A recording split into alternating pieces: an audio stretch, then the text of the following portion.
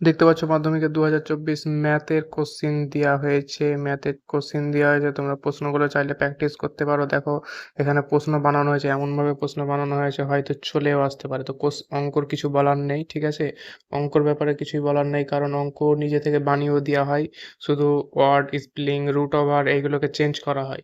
হ্যাঁ, তো তোমরা চাইলে দেখো এখানে দেখতে পারো এই ধরনের কিন্তু চলে আসতে পারে। তো তোমরা এটা প্র্যাকটিস করো, তোমাদের প্র্যাকটিস করার জন্য বিশেষভাবে দেওয়া হয়েছে। হ্যাঁ, তোমাদের কোনো সমস্যা হলে কমেন্ট করো।